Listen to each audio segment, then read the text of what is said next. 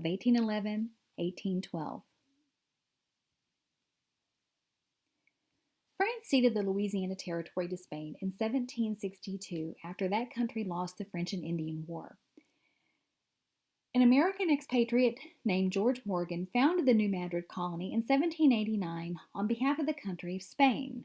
George Morgan had plans for the initial town and set aside land for German Calvinists, Roman Catholics, Episcopalians, Presbyterians, and Lutherans. Given the location of the colony along the river and the availability of land, economic and commercial success seemed imminent for the developing colony. French-Canadian Francois Le Sueur had founded another colony to the south called Le Petite Prairie, or Little Prairie. By 1794, the village had a population of nearly 100.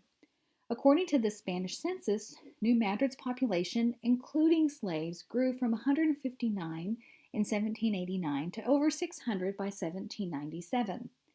In 1800, France officially reacquired the Louisiana Territory by promising a kingdom in Italy to the Spanish monarch.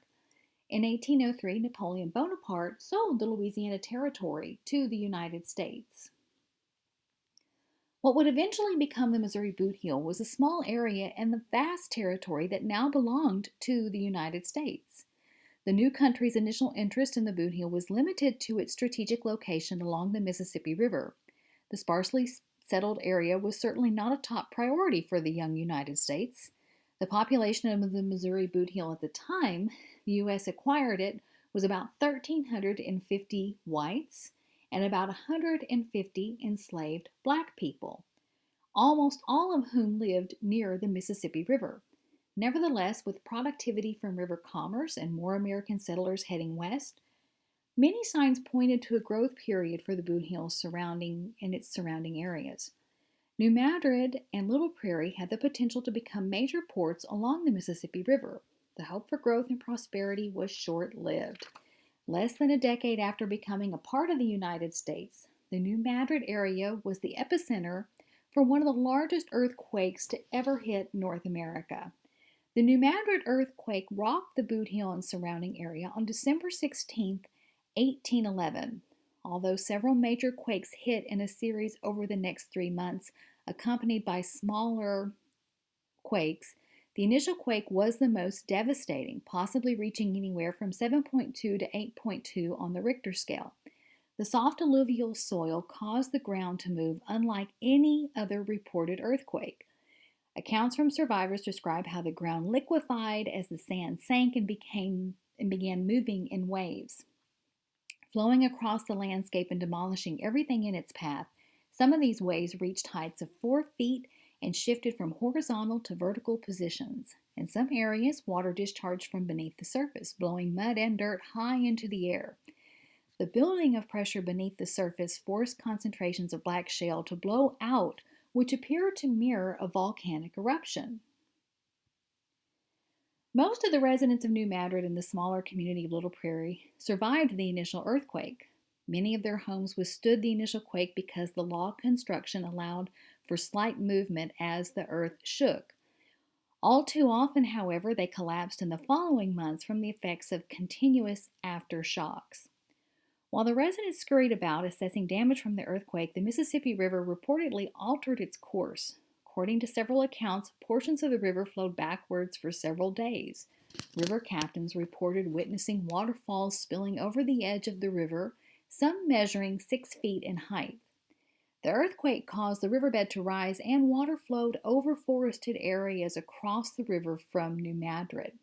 The mortality rate from the earthquake, figures suggest that no more than 100 residents died, was relatively low considering the reported destruction. Fear, however, was rampant, and some blamed the earthquakes on divine intervention, a sign from God. For some Native Americans, the earthquake was proof that white settlers were being punished. And for those of you familiar with the warrior prophet Tecumseh, some saw the earthquake as a sign that he needed additional support to eventually help the British in engagements during the War of 1812. New Madrid, like many frontier towns, had a reputation for sinful activity, including drinking and brawling. The earthquake's devastation mimicked, for some, biblical stories, and preachers quoted passages that blamed this activity for God's wrath. A religious revival ensued, eventually spreading to nearby regions that also felt the quakes. Membership in the Western Conference of the Methodist Church doubled in 1812, spawning the term earthquake Christians to describe those who attended church immediately following the earthquakes, only to lapse in their attendance soon after.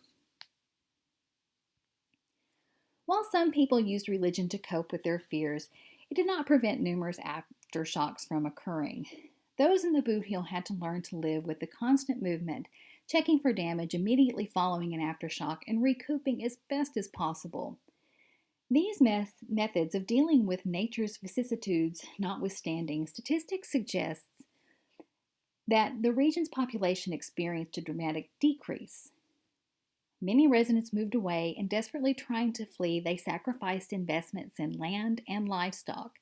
It did not take long before news of the earthquake spread. Stories of earthquake devastation circulated among river merchants, some selling their cargo for only a fraction of its worth so they could leave. These merchants returned upstream or downstream with ghastly stories of recurring destruction in the boot heel that lasted for months. While many people fled from the region, it is important to note that the New Madrid and Scott counties maintained steady populations through the next few decades. Thus, the exodus was neither complete nor immediate. In fact, New Madrid County retained a sufficient enough population to raise a regiment of soldiers to fight against the British during the War of 1812.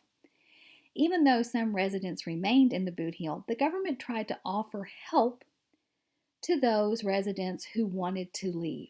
In 1815, the federal government acknowledged this growing desire to relocate and offered public land grants elsewhere in the state to New Madrid area residents. It is worth noting that subsequent research has suggested that the initial quake did not actually occur around New Madrid. The reason why it's called the New Madrid Earthquake is because that seems to have been the area with the largest population, and so therefore more people have written about it from that particular place. However, subsequent research has shown that more than likely the epicenter of the initial earthquake was actually around the area of Blytheville, Arkansas. It's also important to point out that while many residents did leave, the population did continue to grow in both southeast Missouri as well as northeast Arkansas by the mid-1800s. Some more recent things have happened. One of the things that's worth mentioning is American businessman Eben Browning predicted that a large earthquake would again happen in New Madrid either on December 3rd or December 3rd of 1990.